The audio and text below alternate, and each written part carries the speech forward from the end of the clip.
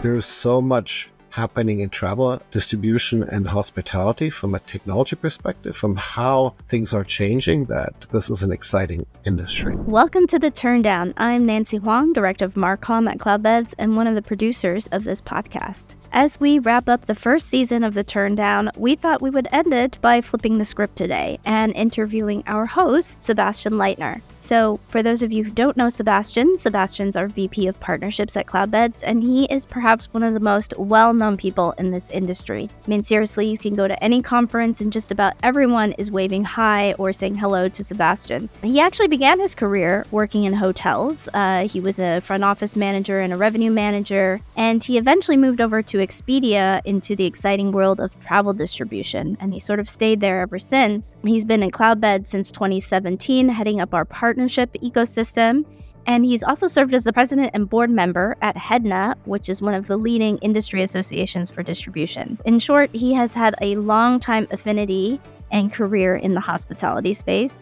And you can tell his deep knowledge in hospitality really brings a unique depth and perspective to this podcast. Today, we are going to interview Sebastien, and we're going to reflect on some of his favorite moments from this season. And then we're also going to talk about some of the changes and trends that he's seen over the course of his hospitality career. And last but not least, I'm going to put him to the test with my own version of his lightning round. So, let's roll the tape. Hello, everyone. Welcome to the Turndown, the podcast for hoteliers. And today I have with me Sebastien Leitner, the host of this podcast. So I thought we're wrapping up the first season of the Turndown, and I thought we'd flip the script and that I'd interview you, Sebastien. You've been interviewing a whole number of people this season, hoteliers, technology providers, a number of different people in the hospitality space. So we thought we'd find out a little bit more about you. But first, why don't we start about why we did this podcast? Because I think the first thing anybody might say if you say, hey, I've launched a podcast is another podcast, yet another podcast. But what makes this one special and different for you? Well, thanks for having me, and thanks for turning around sort of the microphone, putting a spotlight on me today, which is going to be somewhat awkward, but pleasure to be here and talk about why we did this podcast. For me, it's all about educating hosts and hoteliers around the world on things that are being solved every single day by other hoteliers around the world.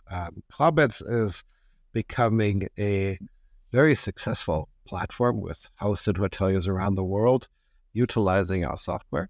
And we feel that these hosts and hoteliers each have great stories to tell, have great best practices on how they're addressing obstacles, how they're overcoming difficulties, whether it's with guests or whether it's with operations or whether it's challenges with emerging technology and, new trends, new channels, ChatGPT. And what I wanted to do is just give them the microphone, give them the spotlight, if you will, and ask them to share how they're addressing some of the challenges that they're facing so that other hosts and hoteliers can benefit from them. What would you say some of the most memorable conversations were that you've had? There's so many. And what I've learned throughout sort of the conversations was there's no right or wrong answer. When you listen to hotels and hosts and hoteliers, they may have an opinion on a specific area that you may disagree with, but it works for them because they have a very specific, they're operating in a very specific region. They cater to a certain customer type. They cater to a certain expectation. And yes, of course, everyone wants to stay in a 5-star hotel and have fantastic service, including Turndown, etc. But not everyone can afford that. So having discussions with hosts and hoteliers around cost efficiency, on operational difficulties with a 2 or 3-star hotel is very different from a luxury 4 and 5-star hotel and some of the challenges they're facing. So blew me away was, as I'm thinking of the conversations I had, was how differentiated they are, how different they are from one another, and how refreshing a different perspective can be. So I'll probably not answer your question because I'm shying away from pointing out or identifying a single one that I really appreciated. But I think to the listeners of the current season or the next season, what I would say is, find the property that comes closest to you, that you can identify yourself, and you'll probably find the most rewarding content for you, and how they're overcoming some of the challenges they're facing. So that's interesting that you talk about lots of different conversations, and it's true we talked with all sorts of hotel sizes, and from as large as MGM Grand to some of the smaller hotels like Giancarlo's hotels in Florence. But what are maybe some of the commonalities that you saw in your discussions? I think everyone spoke about staff shortages and, keeping teams engaged and making sure that they're happy. I think turnover in the last 2 or 3 years has been an all-time high. The hospitality industry is working on improving reputation in order to recruit the next generation of hosts and hoteliers. I think there is a general adjustments to compensation and salaries that is coming with that change. So I think the human factor of hospitality is at the forefront of every conversation, which is how can I provide hospitality powered by humans or facilitated by humans that are motivated, engaged, and create great guest experiences. And through COVID or through the pandemic, and certainly after, we've seen a significant reduction in labor force. Forced, some of the hotels just had to close down, and people were looking and finding elsewhere jobs. But also, I think a lot of previous receptionists, housekeepers, waiters haven't come back to the industry yet, fully. And as owners and operators, as managers, they still struggle in recruiting, finding the right talent, and making sure that that talent is motivated not only for this season, but also for the next season and develops a career in hospitality. You also spoke with a number of technology providers, and so technologists, if you will. Do you think that they have sort of similar views? Do you see any gaps between what their view of the industry is like and where it's going versus what hoteliers are thinking about it? It's an interesting question, right? As technologists, we often think that technology can solve everything. And we're sometimes reminded that it doesn't. Right. That there are other priorities with hosts and hoteliers around the world. And I think the conversations with technology providers were very interesting to sort of discover what's keeping them up at night. What are they thinking of? Because they may be 6 months, 12 months, a year or 2 years ahead of what is actually being utilized on property on site. I think a lot of the technology that hosts and hoteliers use may still be outdated. They know they have to replace some of their technology stack, but they're also running at 90% occupancy, right? And they're approaching a summer period that is going to be very busy. And it oftentimes feels like an oil change or an engine change while driving 150 miles an hour. So I think Sarah alludes to that in her conversation. She's going through a change in CRS system right now, and it is certainly something that is keeping her up at night because she's running an operations with huge amounts of inventory. So that change and transition, even though hoteliers know they have to do, is something that I'm sure very many hosts and hoteliers are dreading. And it's our role as technologists, if you will, to remove some of that fear and taking them by the hand in that moment in time, saying it's going to be okay, it's going to be fine, and we have your back, and we've done this before. And so as I think of my next few conversations, I'll certainly include that discussion in my upcoming podcast. Actually, that's a great transition to another topic I want to talk about because, right now you are on the technology side, but you actually started off on the hotel side.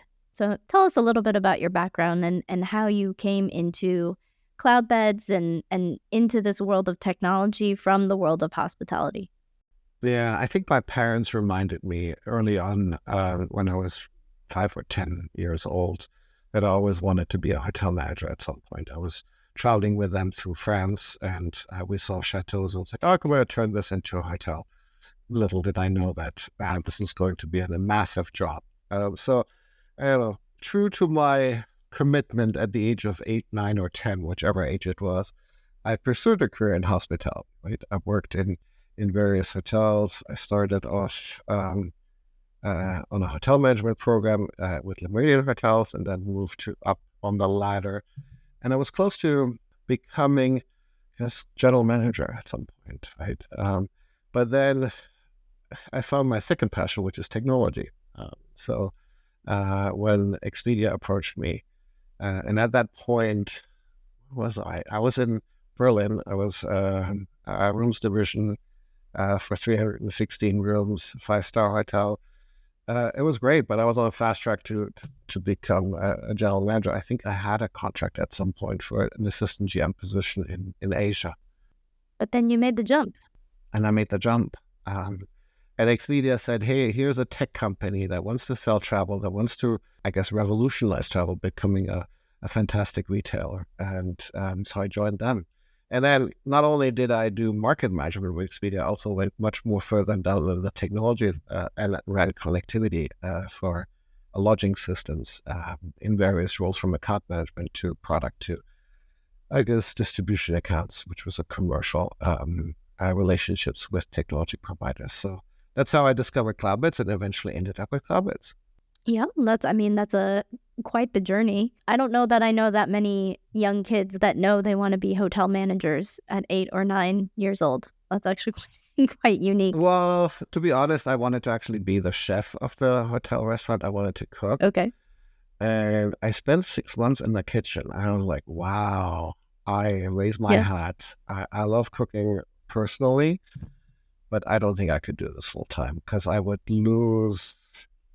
It's a grind. I mean, this was a fine dining restaurant, and I was like, wow, I raised my hat. I would say most jobs at a hotel are quite the grind. It is a taxing job. I would put kitchen a little bit above that. Kitchen is true. Kitchen, true. The temperature, the I guess rush of running 2 seatings at lunch, 2 seatings at dinner. That was intense. I was a lot of fun. Being in the weeds. I had a lot of fun, but I also saw what it did to people that went higher up, and I didn't think that was the career path I wanted to take. Yeah. Well, I'm sure you have some interesting stories as a hotel manager. Any fun ones you'd want to share? As a hotel manager, fun ones. Well, I got to meet a lot of celebrities, some that are much smaller than I thought they were going to be, size-wise. Prince is extremely small. Prince? You met Prince? Yeah, and then some other, singers. And we partied with Robbie Williams one night at the hotel bar. And he just came in and said, I want a piano in here. And he gave like a concert for about 2 hours in the hotel bar, which was fun. That's pretty fantastic. So yeah, we had some good memories. Of course, that includes in some cases, the 15 pages of requirements that some of these celebrities have from, what type of flowers should be on the table and what are the candies that should be on the nightstand, et cetera, et cetera. So, these are some interesting memories at times, but of course, none that I would share at this point in time. Okay, not even the type of candies? Nope. That's confidential? No. Exactly. Candy preferences, very confidential information. Very important. Exactly. Mm-hmm. Is that a place you would go back to at some point in your career? Now that the whole, hotel job is changing, right? Because of the labor shortage. They're trying to kind of innovate how these jobs are going to be in the future. I think in some of your conversations, you've mentioned this. It's I believe it was Giancarlo that said, people coming out of hospitality school now have something like 10 offers on the table. Is it becoming more lucrative, you think? I mean, not for me personally. I would say that I've become hospitable to my friends and family to host them, at home when they either stay at my house or when I have them over for dinner. And that's as much hospitality that I'm okay with at this point in time. So I don't think I would go back on to work on property. But it's certainly been a formidable experience. And to your point about Giancarlo mentioning that there's a shortage of hotel employees and there is a lot of demand in that sector. It is a fantastic industry that's evolving quickly, that requires you to have a lot of different competencies. And I think what's exciting about it is that you can find your perfect, I guess, role and job within a 150 room hotel easily. And whether that's being the master bar chef, that is psychologist or sort of consultant at the same time as he is, serving drinks, or she is serving drinks, or whether that's, a revenue manager that is analyzing the latest trends and technologies, or a marketing expert that has become, digitally savvy with the latest tools and driving demand. There is so much happening in travel and distribution and hospitality from a technology perspective, from how things are changing, that this is an exciting industry. What would you say, what is the current trend that most excites you about the future of hospitality? I think what excites me most is that we are engaging with the guests much before the guest actually arrives on property. And we're having a conversation as hosts and hoteliers throughout the guest journey. And it doesn't require a reception anymore. Right? I think the personal connection is still extremely important and valuable. But what every host and hotelier enjoys, or at least what I enjoyed when I was a hotelier, was creating that amazing experience that makes guests feel great about their stay. Right? And I have now, leveraging technology, leveraging guest conversation engagement platforms, the opportunity to do that at many more touch points than I used to, which means that by the time that I actually have a face-to-face conversation, I may already know that guest much better than I used to before. Have you experienced this in any of the recent stays you've been in? I have, right? Where it's almost a continuation of the WhatsApp conversation that you've had with an owner or that you've had with, because the person remembers you. Oh, you're Sebastian with Theodore traveling, and there was that immediate connection. Or you're coming from Canada, or it's almost like a continuation of a conversation that you started a week before you arrived, and that you continue throughout the guest stay. So that excites me. At scale, that sounds sometimes harder to do, but we have technology, including artificial intelligence, that helps us do that, right? And helps us pick that up, structure that information so that when we have the opportunity to actually have a face-to-face conversation, we have the information accessible to us, related to that guest, related to that booking, related to that experience that the guest is trying to have. So, more touch points for greater guest experiences. I actually heard that one of the Cloudbeds customers is using our API, because you mentioned ChatGPT here. And I just remembered that this customer has used the API to build a connection into the CRM and then also integrate ChatGPT somehow to be able to respond to texts. Do you think we're going to see more of this type of integration with conversational AI? Is that going to come into hospitality, or do you think that, the people element is still going to stay very strong? Absolutely, right. I think what are sort of the typical question that a guest may have? What time does your pool open? Right? This is a thing that technology, or an artificial intelligence-led chatbot should be able to answer within a second or two, right? And do that at scale. But it is a very common question, right? Previously, it may be a phone call, or somebody goes down to the reception, said, "Is your gym open today? What time is breakfast?" The typical question that somebody that is jet lagged or has arrived late in the hotel may have. And I think a lot of the use cases around very specific questions and answering those can be scaled and fully automated, allowing us to focus on the ones that are particularly, tricky, or that are different from, the typical inquiry. Like candy preferences. Like candy preferences, for instance, right? Or what flowers Yeah. should or should not be in the room, right? Yeah, exactly. All right. So I would like to do a lightning round with you. You've been doing lightning rounds with your guests as well. Mm-hmm. I'm going to switch it up a little bit. You were doing sort of like name a word and then just say the first thing that comes to mind, but I'm going to give you a choice. Mm-hmm. I'm going to say this or that. And so you're going to pick one. Can I abstain as well? We're going to go quick. Can I abstain as well if I don't like it? Perhaps. It's less interesting. Okay. All right. Great. I'm trying to negotiate my way out of here. Can you tell? Let's go. All right. Let's go. Departures or arrivals? Arrival. Carry-on or check-in? Depends. Direct or OTAs? Depends.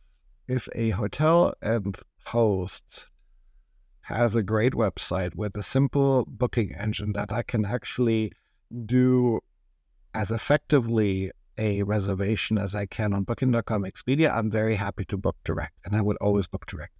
However, having said that, not all hotels have simple, intuitive booking engines where I can book directly and feel that I am utilizing a technology stack that is secure, that is safe, etc., etc. Like I don't want to fill out a form and then wait to hear back from the hotel. So that's fair enough. That's my qualifying on OTA versus direct. On the previous one, I always carry on unless I'm traveling with family, and then there is no carry-on suitable for two boys, one wife, and myself. That doesn't work as much as I would like it to be. They're not. The boys are not at the age yet where they can lug their own carry-ons. There's 5 books at least per child. 2 stuffed animals. And the list goes on.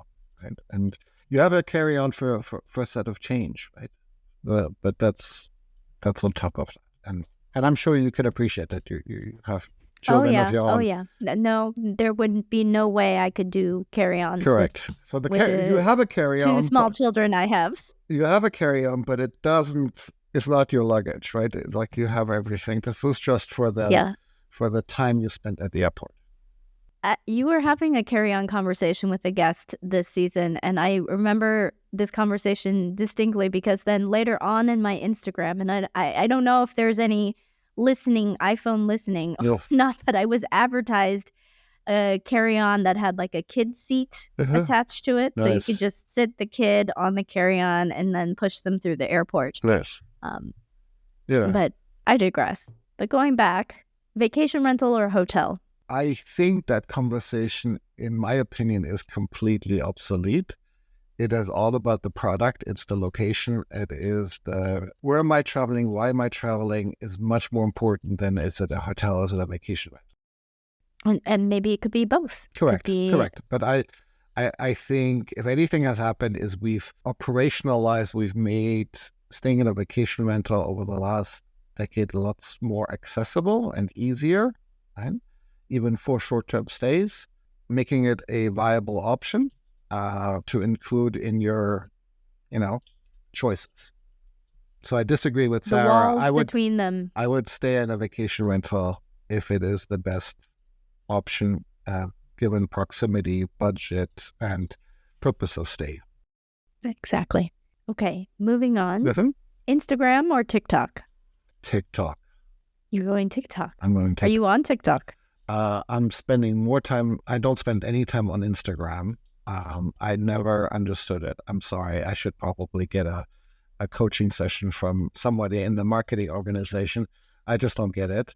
I enjoyed TikTok for a moment in time when it sort of was made the news. And I was like, what is this? Why is everyone talking about it? And it had a popcorn experience for me. It was actually entertaining, right? However, I think after some time you get sort of talked out. Maybe it's a thing, maybe it's not. I was like, because it just feels it keeps serving you the same content or the same type of content. So you're not really discovering anything new, which is why it's sort of moving down on my list as entertainment. Is there a next great place for travel inspiration? Do you use TikTok for travel inspiration? No, not enough. I mean, I could probably search, but no. And it's the same with Instagram. All right. Well, speaking of travel inspiration, Mhm. London or Paris? That's a tough one. That's a really tough one. I would have dinner in Paris and work in London. New York or Los Angeles? That's somewhat a bit easier. I would definitely pick New York. And lastly, Turndown or Wake Up Call? As a name for a podcast, or This is a lightning round. You can interpret it however you like.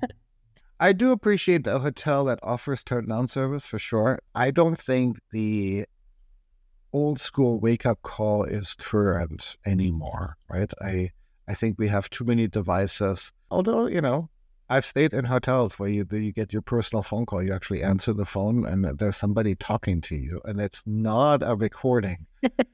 And I was impressed. So can I have both? You can have both. I mean, you need a fail-safe. Here's my conclusion. If I stay at a property that offers turn-down service, yes, they can wake me up. Through a phone call, of course. So what's next on your travel bucket list? I'm not talking work travel or anything. You're constantly on the road, so we know you're all over the place. And many of our podcast guests are also meeting you on the road. So I'm talking more travel bucket list, next big dream destination that you plan on going to. There is probably two. One is Prince Edward Island, so closer to home. I want to take my kids to see Canada. And, I'm new to this country as well. I've only been living here for 10, 15 years, roughly. But you are Canadian, right? I am Canadian, yeah, but I'm only Canadian. I've only been Canadian for less than 5 years. So as a result, I still have yet to discover this fantastic country. So Prince Edward Island on the East Coast is something that is on the bucket list. So it could be a couple of weeks taking the kids there. And then I want to go back to Brazil. What's the third on my bucket list? Probably a trip with my wife only, no kids, Tokyo 5 days, just eating sushi. I'll be fine. That sounds lovely. Well, just 5 days in Tokyo. Do you think that'd be great? Do you think there's going to be a surprising destination hit of 2030? What's going to become the hot new destination in the coming years? That's a great question. I think if the pandemic has taught us something over sort of the last 2-3 years, is that it's not about the distance you travel, right? It's not about exotic long haul flights necessarily, right? It's all about what do you want to experience, and experiences can happen near within an hour or two drive to medium and far. And I think there is a much greater willingness of people to discover near and than ever before. And especially, in light of the impact that travel still has on the environment, we need to be much more flexible into where we travel and how we travel. Meaning, what are the more sustainable versions? Can we use a train to go somewhere? Can we use, a more economical version to travel than a plane or a car? So I'm looking forward to finding solutions that are creating more sustainability in travel, while maintaining the ability to experience something. We travel for leisure, right? In order to, I guess, decompress, to experience something that is outside of our work environment that makes us feel like we're rewarding ourselves with a new experience, to get perspective. And that can happen in various forms. Well, I think that's a perfect way to end this podcast and our first season of the Turndown. So, Sebastian, I want to thank you for joining me today. Thank you for asking me tough questions, but it was good. It was good. Yeah. I enjoyed that. I was very nervous going into this conversation, but I think we did okay. What do you think? I think so too. All right. Well, I guess it's up to the listeners. Yeah. Ultimately. Whether they subscribe. Please do. Please subscribe. Please subscribe to this podcast. It's a little late if you're on episode 9, or this last episode now, and you're just subscribing now. You're just going to have to wait until the next season. But it's good. It's good. Subscribe now, and season 2 will be on its way to you, I think, probably later this year. All right. Nancy, thank you. Thank you. Thank you for listening to The Turndown. Don't forget to subscribe and tune in next week as we discover new exciting guests.